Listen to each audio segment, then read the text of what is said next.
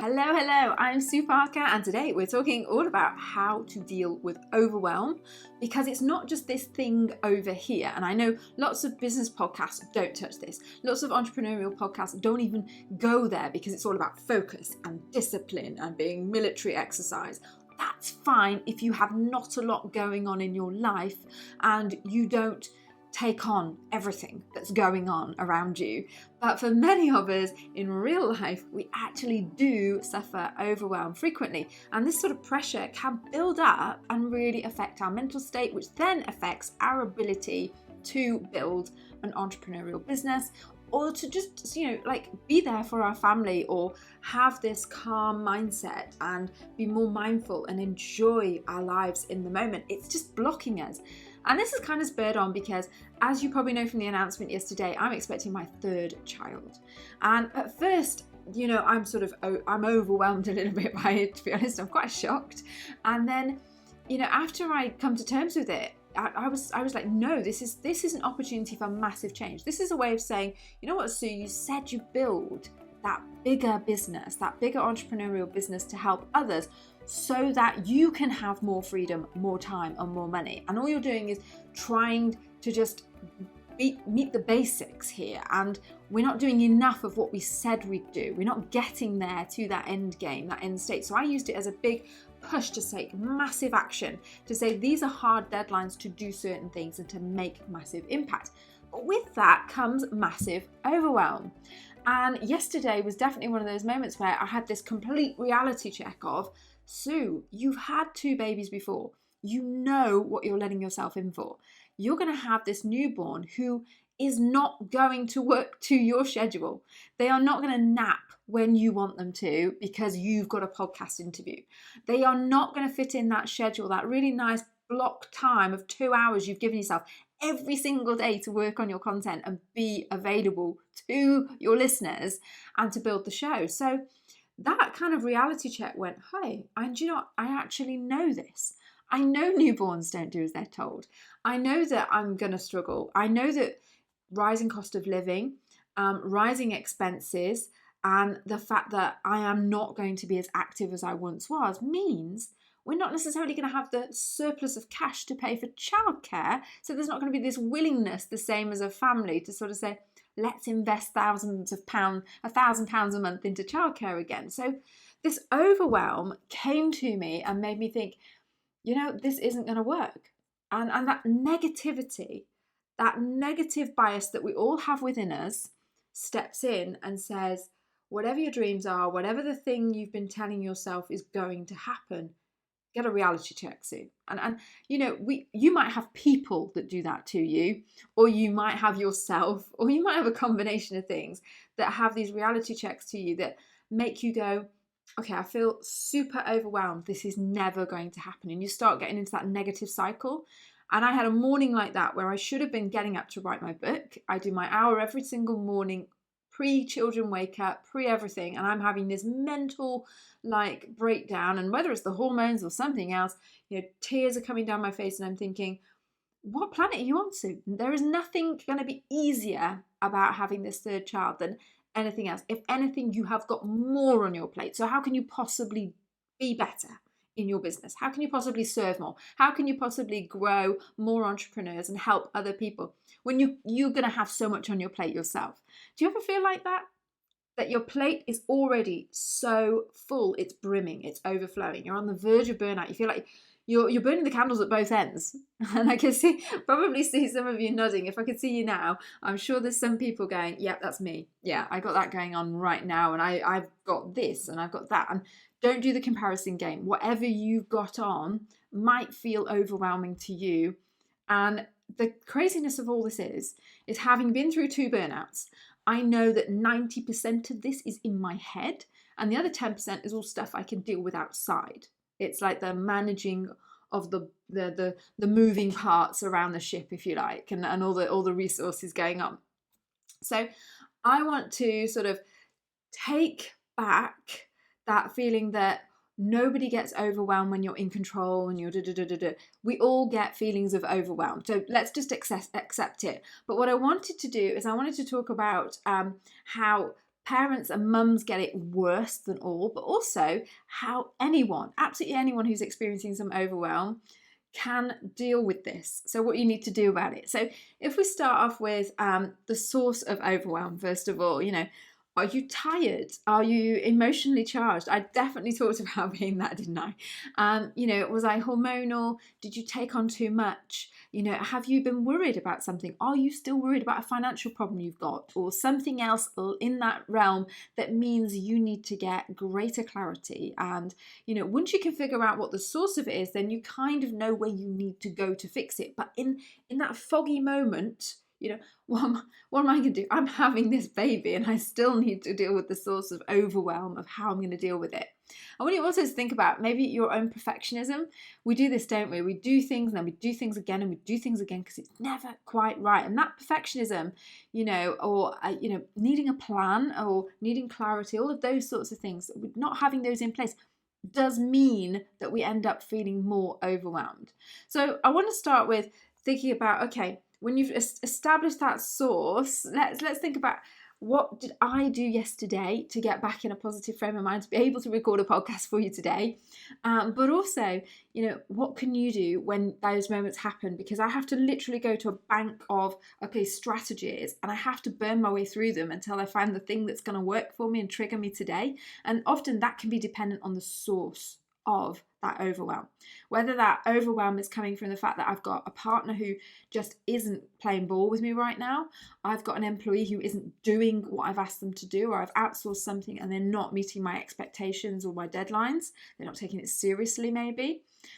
Whether it's because I've got overwhelmed because I've decided I'm going to re-record something that I don't really need to, but I feel like I should because it's not my quality, that kind of thing. That gets in the way all the time. Is it about mum guilt? So somebody said something about the kids yesterday, and now I'm thinking, okay, am I a bad mum just because my kids did that, and that goes over and plays in your mind. So it's figuring out the source is really going to help you to figure out, what can I do about it this time? And that sort of, I feel overwhelmed, I don't think this is going to happen. I had to sort of go through some of these strategies to say, all right, how do I get out of this rut again? Am I doing too much? I want you to ask that question to yourself all of the time. I do it all the time. I have to pull out on projects. I have to say no to things. I have to just be really, really resourceful with my time. It means I'm not on the PTA, but I'm okay with that. It means my son doesn't do every after school club. I'm okay with that. And to be fair, he'd be exhausted if he did, and I'd just be driving from here, there and everywhere and forcing him to do things that eventually he's given up with anyway. The things he really wants to do, we do. Can I outsource, delegate, share responsibility with somebody? Maybe it's a case of you need some accountability. So I felt overwhelmed with the podcast. I talked about at the start of the summer. If you heard my reflective summer sort of post, it's probably a good one to listen to because it will help you to do some reflection about your first part of the year and what you want to focus on in the next part. And I talk a lot about focusing on making the podcast show much better, making it more helpful, more resourceful for you, and getting better guests on. So in talking about that, I realised I can't do this on my own. I've never done a number one best-selling podcast before, but I know what I want to include in it. I know what my game is. I know what my impact is. I know how I can help, but I need somebody to help with boosting the podcast. I've got it going. All the logistics are there. All the editing, all that kind of stuff happens. But how do I boost it? So I've now joined Rob Moore. So I basically paid for somebody else's expertise. I've gone to somebody who's already done it, and I've paid them to teach me how you do it and to outsource some of the elements of it. So Rob Moore's going to do that from the disruptive entrepreneur. He's like, the best podcaster there is in the UK probably at the moment. So, why not pay for other people's expertise? Reach out and use that help. So often, particularly as mums, we go, no, must take it all on, must learn it all, do it all myself. Oh, might as well do it myself. Or, if you want something doing right, do it yourself. But the problem is, we've got to use people as stepping stones. We've got to use their resources, use their help. That's what they're there for. That's why everybody's there for. That's why you're not a jack of all trades. You're going to be a specialist in what you do. So I think that's a really good point to say is that overwhelm because you're not asking for help, or you're not delegating, or you're not outsourcing more? And that's a really good strategy that you can think about. is there anything right now that I could just ask my husband to do, ask the kids to do? I've started asking the kids to do a lot more around the house of tidying up after themselves. You know, that thing where you go, oh, the living room's exploded, it's 7:30, they're in bed, I've got to tidy all this up. No way. We don't do that anymore. It's tidy up time, and guess who's doing it? It's not me. So whatever it is, ask for that help. Do you think about, how can I get something off my plate onto somebody else's? Okay, the next thing is, perhaps you have a massive to-do list, and you're just overwhelmed by this to-do list, but what you're not seeing is the positives of what you are doing. So for example, I'm doing so much content at the moment and so much learning on the podcast side of things, but also so much new content and reaching out to new speakers. But instead, and also the email subscriber list is actually going really well. I am being a consistent emailer. Yeah, I'm consistently giving you inspiration and doing things and putting the podcast out there. So when do you ever stop and write a got it done list, not a to-do list? Because there was this Russian psychologist in like 1920s or something. Let me think of his name. Is it Bluma Zaykanik or something like that? So apologies to anybody who's Russian and didn't know how that was pronounced at all. But basically what we're doing is, when we've got this to-do list, we fixate on these incomplete tasks, and they just burden us. They take up space and emotional noise and create tension, because we're always thinking, I have this big to-do list I've got to check off, instead of focusing on the things you have done, which is why checking things off on a to-do list is a really good idea. And if you're not keeping adequate or complete to-do lists, then journaling out what you have achieved on a day or a weekly basis will really help you to feel like it. So, I'm sort of thinking, oh, all right, then I'm not getting anywhere. I'm going to have no time when this baby comes. How am I going to do this? Well, start boxing off and acknowledging the things that you are doing, Sue, and everybody else, because that will really help to take your focus onto these are my wins. No, I didn't hit that goal, but these are my wins. I'm compounding, I'm making progress, I'm doing the right things in the right places. Okay, so here's a difficult one. You're lying there in bed perhaps, or you're sat on the sofa like I was, feeling really down and feeling like, I was using language like, this never happens. Remember last time I had the kids, this happened, that happened, nobody ever supported me, I never had any extra childcare, nobody looked after or chipped in at the weekend so I could do something or have some me time. And we start to use generalized comments, don't we? We have these global beliefs that's really general, like we just blanket everything, even if some of the times it works out really well. We just do that, don't we? And that doesn't help us either, because it's our perception of how we see things, and we're choosing to see it as, oh, it's always like that, it's always been like that, it's always going to be like this, nothing is ever changing. And when you feel overwhelmed, it's really easy to just go, nothing will ever change, nothing will ever be any different, I have no control, I'll just have to lay back and let it be, and what'll ever happen will happen. But that's like giving up all our power and just going with some generalistic view. That's not empowering, that's really disempowering. So one of the things I really loved is, we did this training session once, and it was all about taming your inner voice. And by the end of it, he got us like sort of telling ourselves, a bit like affirmations, I suppose, like telling yourself positive phrases, because we are of a negative disposition. We've kind of got to help ourselves with it. That inner voice mantra, like, I can do this. I've got a little list here, so I'm just going to read a few of them out. I was made for this. Bring it on. I'm a winner. Never, ever, ever say that one, by the way, but you could if it feels right. My son loves that one. I have a dream. I'm going to enjoy this. I will speak really well. If you're going for a speaking event, bring it on. I believe. I love this. I'm up for this. You can do it.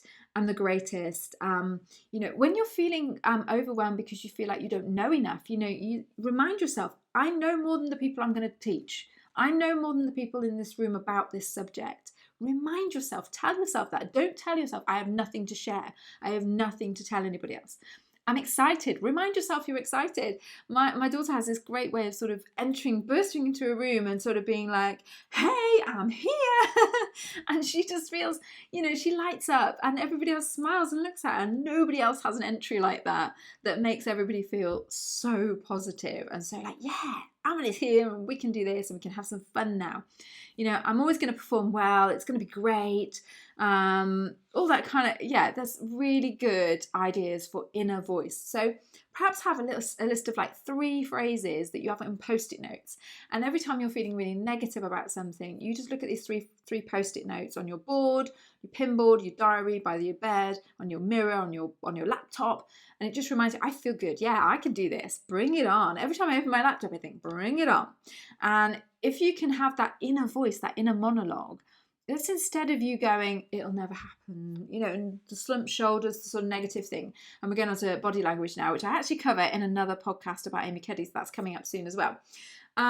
So these are the sorts of things you can do to feel positive. But I want to give you actually a load of other resources then in the spiritual and in the mindfulness space that can help you to feel more positive when you're overwhelmed. Because I can give you a bunch of practical stuff, but the practical stuff will only do something if you're in a state of mind to engage in planning and prioritizing and thinking logically to get yourself from this feeling of overwhelm. And like I was, I was just so upset. I was like, it's not going to happen. Oh, what was I kidding myself? How am I going to cope with 3 babies? What can I do to feel positive? Meditation, we all know it works. Listen to a meditation or do a meditation or just listen to your breathing. Stop. Just slow down. You need to stop and slow down at that moment. And lucky for me, it was a weekend, so I could. It was easy. Do that. The other thing you can do is you can listen to your favorite music. Maybe it is about putting some spiritual music on, or maybe it's just about listening to something that's really upbeat. For me, anything that's Taylor Swift, Shake It Off, we love in our house. That's like a bring it on kind of song. Taylor Swift, Shake It Off, and any Macklemore, Hold Us, really good for getting you pumped up, getting you feeling like, bring it on. I can do this. I can do any of these things. And I guess really, if you think about music from certain films, it's designed to make you feel like you can take it all on. So it's really interesting how you can change your mood using music. So stick the radio on, go stick your favorite track on. Let's do this. A motivational podcast. I'm no stranger to Brendan Burchard's podcast, because sometimes I just need a 10-minute kick up your bum, which, as I said, kind of goes away from the, hey, his life is very different from mine. He does not have 3 kids and does not have a demanding career when he's trying to build his business. But, the fact that I've got somebody in my ear that's a bit motivational, maybe it's Oprah. Oprah's one of her 30-minute speeches that are on YouTube or something like that makes you feel better. Actually, I need to do this because this is about my long-term vision. This is about my long-term life. Meditation, we talked about relaxing, sitting back. I'm going to give you a little tip here. So there's actually a really good mind-body connection, and I use these sorts of rollerball things. This is an aromatherapy rollerball. I've got one for focus, energy. They're really good. So you would roll it onto like your pressure point like that, and just smelling that scent, it just sort of it starts to reset, and it's a mindfulness thing as well, isn't it? The other one I've got here is lavender oil, which is obviously more for relaxation, you would think. And it's true, it does. If you're having an anxious morning or something like that, lavender oil, brilliant for relaxation in the evening when you just can't switch off and you just can't calm. I was prescribed it by a pharmacist for all sorts of things, actually. Apparently it's got loads of medicinal benefits as well. So that's lavender oil. So scents. It might be your favorite perfume that just lifts you. You just think, breathe it in, but in a mindful way. So a mindful way means you actually breathe it in, and it's not just there. You take note of the scents. In the same way as when you're eating food, you take note of the tastes, the smells, the enjoyment of it, savoring that moment, being present. So all of those sorts of things can just help to zone you back into feeling positive, a little bit of inner voice work, and then we get on to, okay, practicalities. What do I need to do about this? So yesterday I had to speak to my husband. I had to calm myself down first. We've had moments where I've snapped these things, and that doesn't get us anywhere. It doesn't win friends and influence people, as we know. But sometimes when your emotional state is really high, it's really hard to approach something from the higher self. And you've really got to try and speak to somebody like a partner, a supportive spouse or friend. They'll come up with ideas and suggestions that will make it sound like you're making a mountain out of a molehill, which at first you might be like, well, you just don't understand. But then you might start getting into the, okay, yeah, I could try that. Do you know, I haven't tried that. What I would like you to do is be open-minded, because here's the worst thing is when I'm coaching somebody and I suggest things and they say, hey, do you know what? There's no point trying that. It'll never change. It'll never work. That's that generalized belief again, just sabotaging you. Just be open-minded and go, yeah, you know what? I did try it before. I didn't try it properly. I didn't try it that way. I'm going to try that again, or I'm going to try it this way. Or, do you know what? I tried it this way. And I say, well, okay, well, what about this way? Yeah, okay, let's try that. Don't change the goal, change the strategy. All you're doing is giving in and disempowering yourself. When every time you say, I'm just going to give in, it's not going to work. That's unhelpful to everybody, including yourself. Right, then when you're onto the pragmatic approach. So this is the point where you feel overwhelmed, you've managed to get yourself into a more positive state. What do you do about it? First things first, one way you can get a really quick hit of dopamine and feel like you're back on track is to do a task. It sounds crazy, doesn't it? Take that to-do list and then do one of the tasks. Do one of the tasks. It could be like emailing your email list. It could be putting a post out on social media for your business. It could be that you've been procrastinating over a section on your website, that your About Me page or something, and you just blast it out. You just go, gonna do this. And you just nail it in one session, in one sitting. And you go, yeah, I did that. High five me. Stick it on the got done list, like that psychologist said. And then look at everything and just think, do you know what? I've got to plan and prioritize. When I have this baby, what am I going to have to do? And what can I let slide? What doesn't matter and I can be okay with? And I've now got to plan that out. When baby 3 now arrives, and that could be any time, then, I may not have 15 hours that first week to do some work. No, I probably won't. But if I have half an hour every single day, easy. Yeah, that's easy. I can find half an hour every single day. What do I have to do?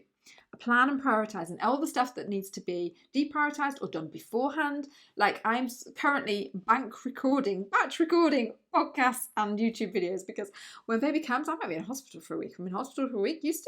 I still gotta help people. I still gotta keep things going. Still gotta keep things ticking. But the good news is that you can, with all the technology, you can do absolutely everything, scheduling of everything. Even if you like to be on it, you can do that. The other thing you can do is have one notebook. Somebody gave me this tip years ago, and I find it invaluable, because here's the thing: if you have a notebook for this and a notebook for that and a notebook for the other, you don't know where you're coming and going. Your mind's all over the place. Which one do I need to pick up? It's got more things to deal with than one notebook. Chronologically, everything you're working on at that point in time, it exists in one notebook. You can just keep flicking back if you need to reference to the other sections. So that's a really good productivity tip there that I was given. Time boxing. Okay, so I know I'm overwhelmed, but I also know in this period of the day, I can carve out, I can agree with somebody else. They're going to do the childcare, they're going to do a pickup, somebody's going to do this, perhaps Monday night, grandparents give your children dinner, whatever it is, and you time box. You time box consistently, and you use your planner and prioritization consistently so that you feel more in control. Now, I watched a video earlier on today about overwhelm and being a mum and building a business, and literally 25 minutes of it was how to use a planner. I'm not being funny, but you've got to get to a certain stage where you are prepared to sit down with this planner and you feel like it's achievable. If you're going to sit down there with a planner and you're just going to feel overwhelmed, there is no point in doing that at all. So address these other stages first. That's what we've got to do. So like I said, yesterday was a process of going through the whole, right, Sue, long hot shower, meditation, have a think about things, relax, get the aromatherapy oil out, start smelling that. I even had to get dressed and feel good about myself before I could go, let's just put that Oprah YouTube video on again and feel inspired. And then, why am I doing this again? I'm doing it for these lovely people in my home, and I need them to support me. So now let's engage in a conversation where we talk to Dad about how he can support me. And then let's get into the office and take some bloody action. And once we've done that, then we know that we're starting to head in the right direction. And even though I felt overwhelmed, and I still am going to again before baby's born, and then again when baby's born, because you'll hear this story, I have a plan. I know what I need to prioritise. I need to keep checking in on it, and I need to keep tabs on my self-care. And you need to do exactly the same thing.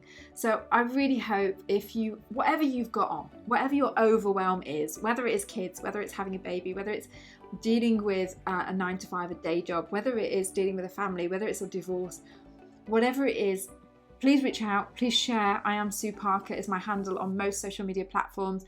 Please direct message me if you prefer. I hope that these strategies, you will use them, because I know from years of feeling overwhelmed in my situation that going through some of these things really does make a massive difference to your progress. I cannot begin to tell you where my business is now and where my lifestyle is now compared with how painful it was just 5 years ago. So have a fantastic week, folks, and I will speak to you again very soon. In the meantime, you can also subscribe to me so that you can listen more to the podcast. It's the Freedom Project podcast with me, Sue Parker. Take care, folks. Bye.